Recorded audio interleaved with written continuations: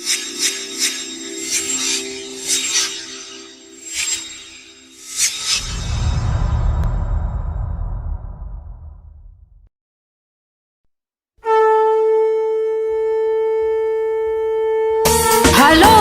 Hello. असो छठ होई कि ना होई? अरे का करी धनिया, छुट्टी के बड़ा परबनल बा। हम नहीं जानत, नैहरों में छठ होता। अरे तो का करी, माइयो कहती आवे के, लेकिन छुट्टिए नहीं के मिलत। चुपचाप आई ससुरारी। ससुरारी जी घर से निकलवाइबे का हमरा के? हम कुछ नहीं जानत, रउआ आवे के बा।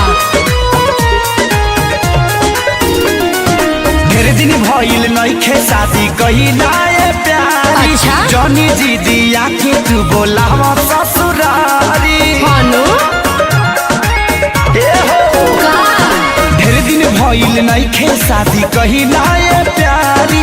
जनी जी दिया के तू बोलावा ससुरारी। बानी आने जाने हो जा हो खबे परेशान, सब समानवा जुटावे के पड़ी। नैहर के छठ शुभ होला ए राजा ससुरारी, रउआ आवे के पड़ी। हे सैया जी नैहर के छठ शुभ होला ए राजा ससुरारी, रउआ आवे के पड़ी। हे राजा जी हसुरउआ आवे के पड़ी। जय जय मैया, जय जय मैया। म्यूजिक बाय रविराज देवा। लागत डर हो कहीं घर भर हो, पूजा करता ससुरार में। पेढ़ी के पियरिया लेके दियरिया, जाइब जब माई दरबार में। पूजा में जानी डेराई, कुछ न होई रजाई। हाल टिकट कटाई, हमरो लपिया दिले आई। हमारो बामान बापी कैसे आई धान, पूरा घर के मनावे के पड़ी।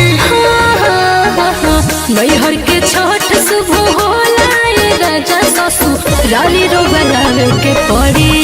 हे राजा नैहर के छठ शुभ होला ए राजा ससुरारी, रउआ आवे के पड़ी। हे सैया जी हसरउआ आवे के पड़ी।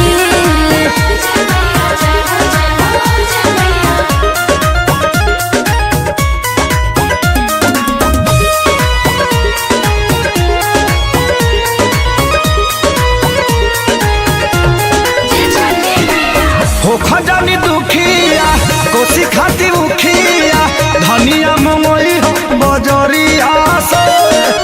करो जानी ऐसा भेजतनी पैसा, तहारा देवना खेसरिया से।